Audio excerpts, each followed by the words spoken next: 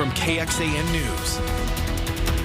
Live look this morning over Gaza City. It is 12:30 in the afternoon there, and you can see the smoke rising after military strikes continue there. This is live happening right now, the war erupting between Israel and Hamas militants. Thanks for joining us. I'm Tom Miller. I'm Sally Hernandez. President Biden plans to speak on the attacks in Israel this afternoon. He's going to do that 12 o'clock our time. Israel ordered a full siege of Gaza yesterday, pounding the area with airstrikes after that surprise attack by Hamas out of Gaza. New this morning, we know Israel's defense forces say that they found the bodies of roughly 1,500 Hamas militants inside the state of Israel. The IDF said 124 Israeli soldiers have been killed since the attacks on Saturday. Overnight, Israeli says that fighter jets struck more than 200 targets. It also says it's retaken full control of the border with Gaza. Hamas hostages have been taken. It's now threatening that every hour Hamas says the hostages that it has taken will kill one Israeli hostage for every civilian house bombed without warning. The United Nations sounding the alarm over the humanitarian crisis, saying more than 180,000 have been displaced across the Gaza Strip.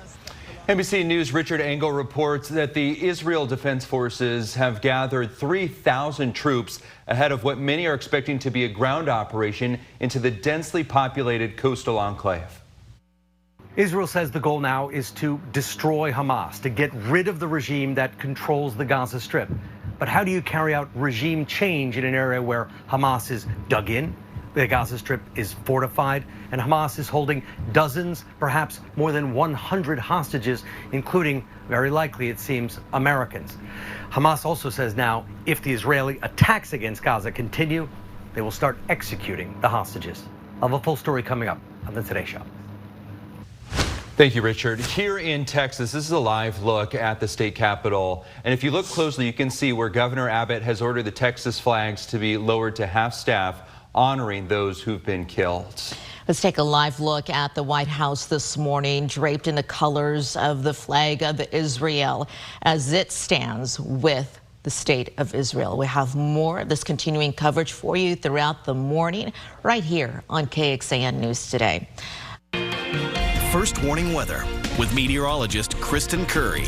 Good morning. We'll start with a live look outside, taking you out to Gillespie County. This is our Barons Creek Vineyard camera there. Hard to tell, but we got some cloud cover out there. In fact, more clouds this morning compared to what we saw yesterday, and those won't go away. We're expecting more clouds and sunshine throughout your Tuesday. Hill country temperatures a little warmer than what we had yesterday. 66 in Cherokee. We're still sitting in the 70s in Kingsland. Remember yesterday, this map had 50s all over it, but it is a, I would say, noticeable warm up to start the day. 66 in Pflugerville. Manor sitting at 65. Good morning, Dripping Springs, 66 as you guys are getting your day started. Out in our eastern counties, we've got most of the area in the 60s, 65. Smithville, same thing as we get into Cedar Creek, Elgin, and Dale, 66 for our friends down in Lockhart. It's not going to be nearly as warm as what we had yesterday, but still comfortable as we warm well into the 70s. Forecast high is going to get closer to about 79 this afternoon, but that's going to come with cloudy skies, and it's also going to come with some passing rain showers. So we'll talk hour by hour in your planner when to expect some of these showers. I'm going to tell you right now, not everybody's going to get it, and soaking rain will be very hard to come by. But hey, a little bit counts, and we'll talk about what we could potentially see in the rain gauge by the end of the day. And a cold front on the way, meaning cooler temperatures in our future. We'll talk more about it in your first warning forecast. Okay, thank you, Kristen. The ongoing lawsuit related to the Texas Education Agency's decision to change how the state grades schools, taking a major step forward as that hearing begins today. Multiple school districts, including Del Valle ISD and Pflugerville ISD, are suing the education commissioner, saying that they should have had more notice before those new metrics were even applied. The districts are asking a judge to temporarily stop the state from issuing ratings based on the new methods. The lawsuit against Education Commissioner Mike Marath alleges the changes will arbitrarily lower performance ratings, even if their performance improved. The results of the new rating systems were set to be released back in September, but the TEA announced that it would delay the release. It wants more time to go over some of the information.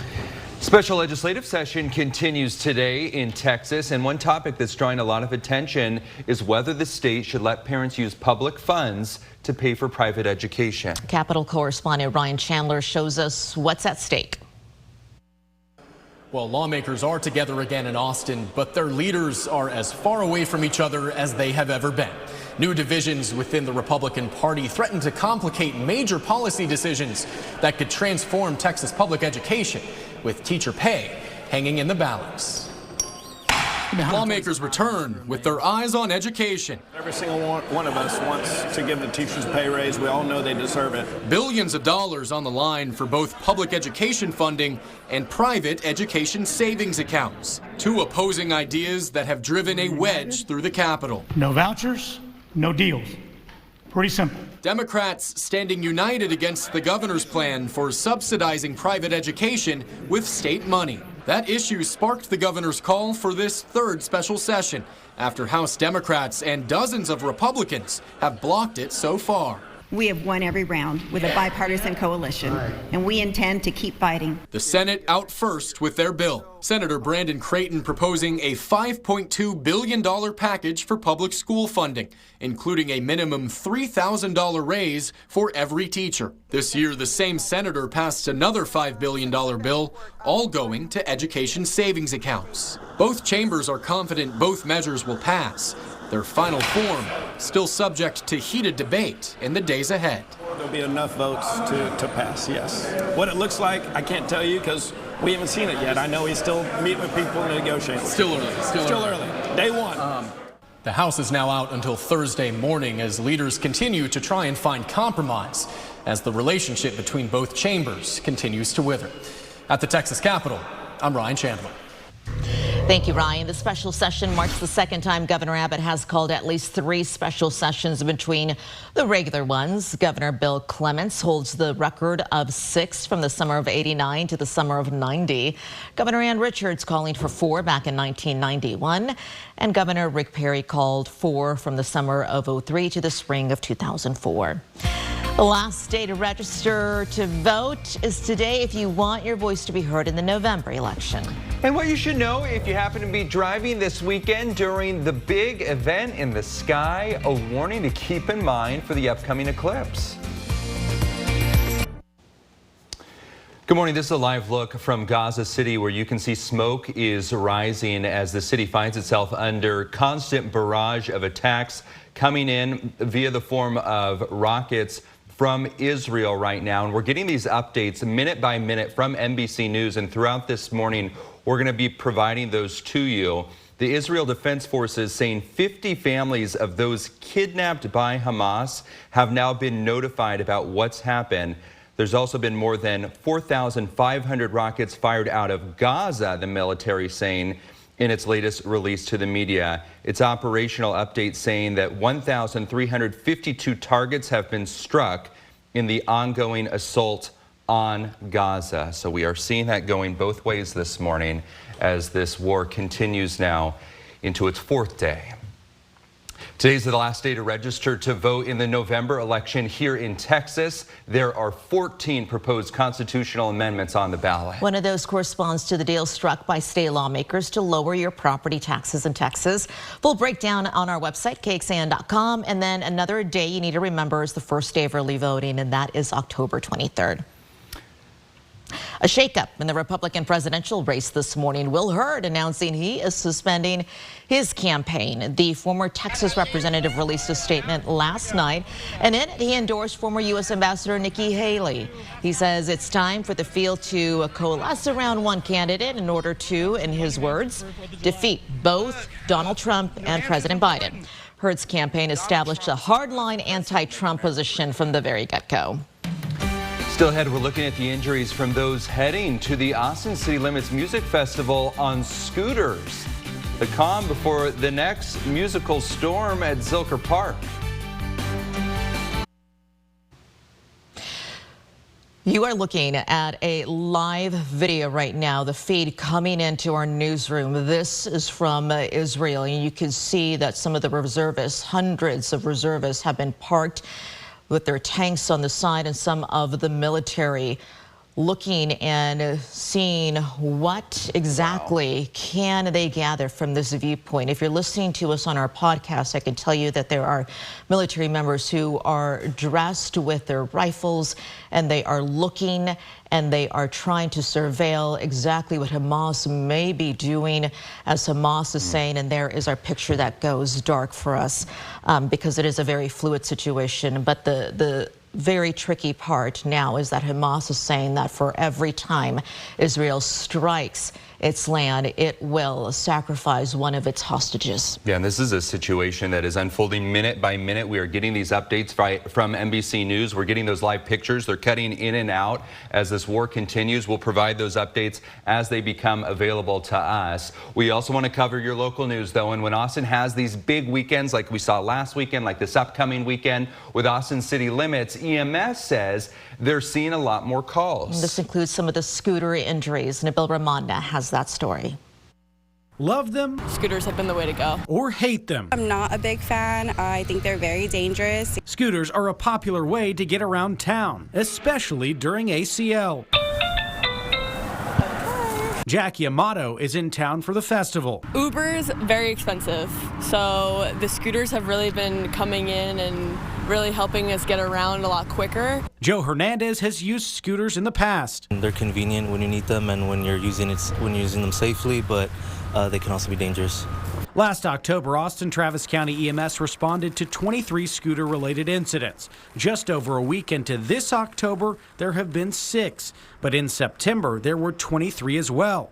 Injuries range from minor cuts and bruises. And they can go all the way up to life-threatening and even fatal. We've had several scooter collisions that resulted in fatalities. Daniela Cheney knows firsthand about scooter accidents. I've busted my whole mouth before, hit my face, had tons of bruises. EMS says they've seen pedestrians versus scooters, cars versus scooters. And we've seen scooter collisions that are just involving the scooter or scooter versus scooter. When more people visit Austin, EMS says that's when they see more calls overall. And if you've been drinking, don't hop on a scooter. It's just as illegal to ride a scooter after you've been drinking as it is to drive a car. Nabil Ramadna, KXAN News. Now, Austin currently has about 10,000 scooters around town, so something, of course, to be watching out for if you're headed out for weekend 2 of ACL, which starts on Friday. And like ACL weekend 1, the weather should be better, if not the same as ACL. Yeah, I think we're getting lucky, folks. It's like, which means like next year, forget it. But this year looks really good. I've been like stunned just watching. I mean, it was so bad for so long, and then it was like, okay, it's ACL, true. Let's get perfect. Exactly, yeah. It's like we haven't forgotten Mother Nature, but we'll take what you're giving us right now. Tracking some rain down in South Texas here.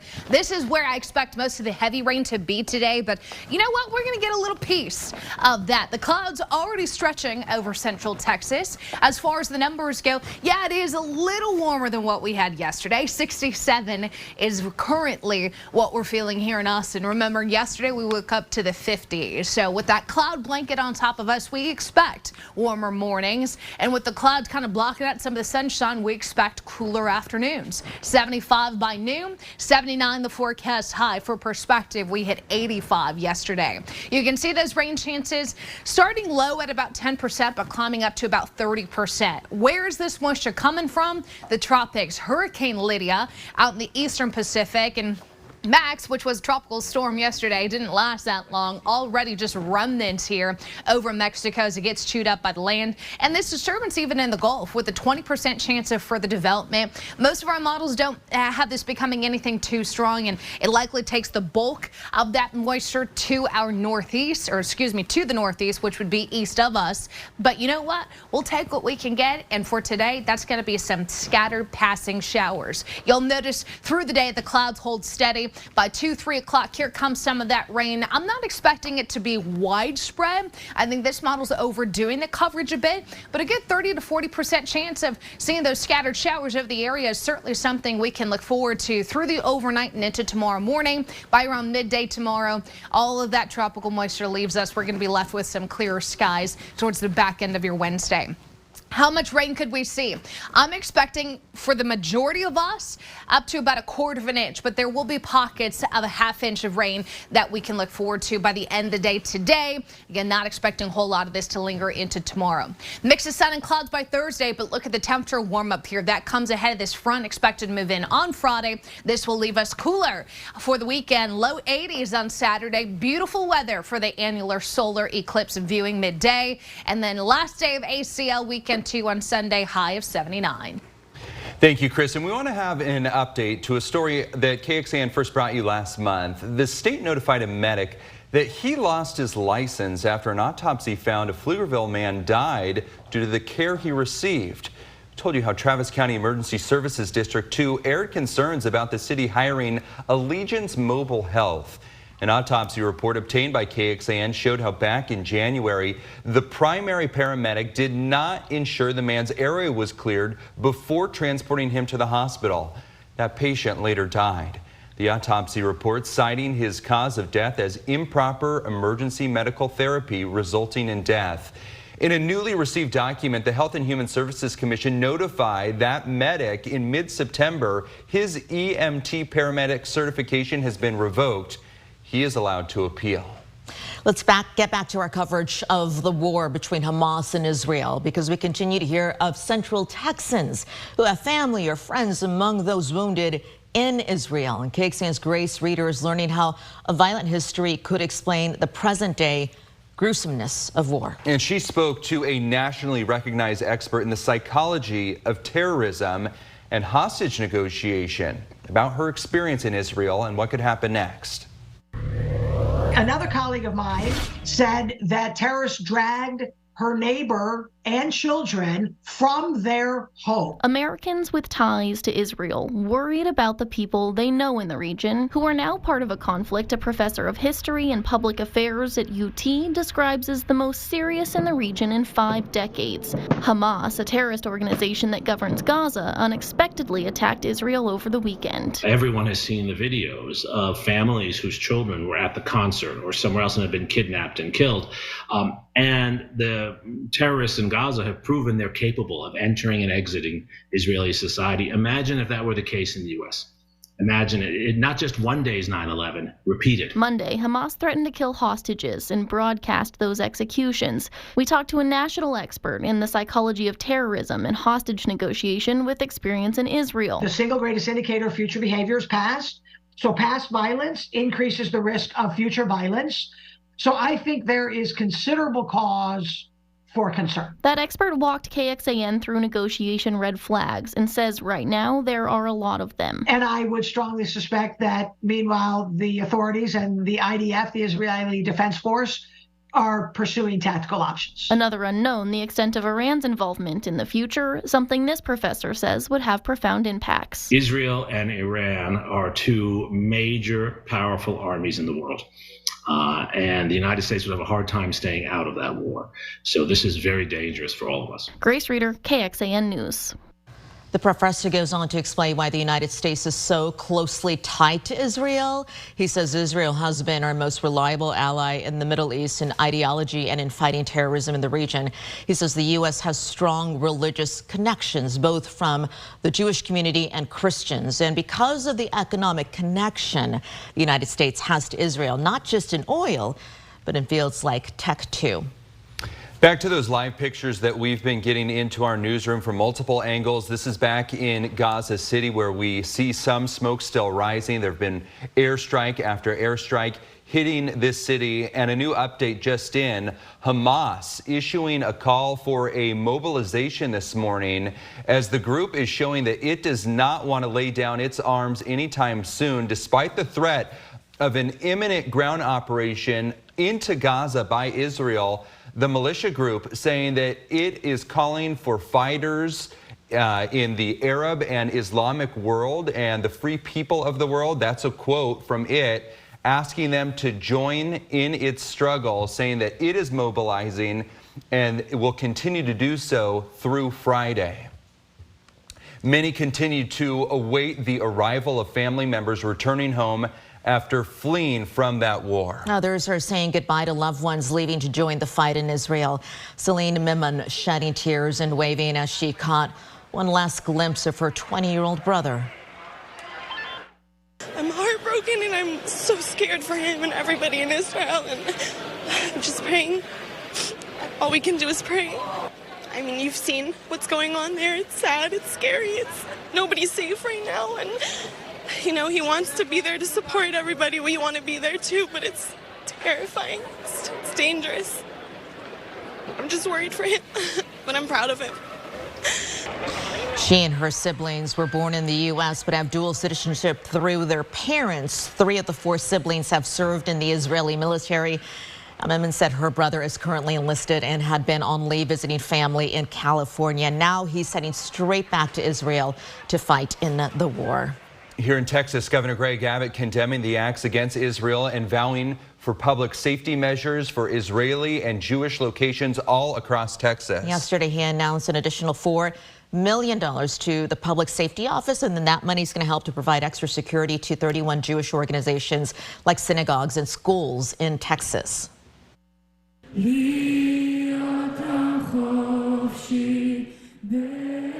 Programs. Last night, the governor, city and state leaders attended the We Stand with Israel rally. The Israeli American Council Austin chapter and other members of the Jewish community organized the rally and show of solidarity. And one of the attendees talking about his grandfather who was killed in this weekend's attack. He was a very inspiring person, full of kindness, and love and peace. 2 days ago, Rami, my grandfather, was murdered by terrorists that invaded the kibbutz. That young man you just heard from moved to Austin from Israel as part of a year of service program, and he recently graduated from high school. Shalom, Austin, and Jewish institutions of Greater Austin partnered with the Israeli American Council for that rally. For those listening in on the KXAN Today podcast, thanks for being with us. Here's what we're tracking at 5 on KXAN Today. As driverless cars continue popping up throughout Austin, how you can stay safe while sharing the road with them.